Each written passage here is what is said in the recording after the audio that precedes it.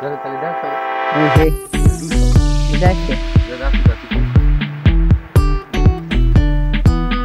जी पिंडी वालो, देसी मिर्च दिखाऊं तेने, रोला पांदे हो जी। देसी मिर्च, देसी मिर्च, ए देसी मिर्च, ये देसी मिर्च है पिंडी वाले हो। पता चल गया देसी मिर्च का रोला पांदे हो।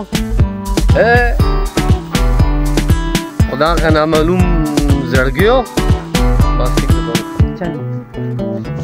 देसी मिर्च, देसी मिर्च, देसी मिर्च, ये देसी मिर्च देखो। ये क्या है जी?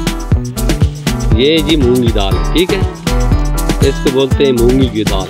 ओ हो ये देखो, ये मूंगी की दाल है।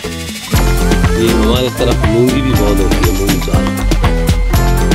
इनको पश्ती मई कहते हैं, मई मई दाल। तुम लोग कहते हैं मूंग। जबरदस्त मूंग की दाल है। ये क्या है जी? ये है तिल। ये हमारे इलाके में तिल बहुत ज़्यादा होती है, ठीक है। ये तिल बोलते हैं उसको, तिल। सर्दी आ रही है ना, तो तिल जो है ना बहुत बिकेंगे।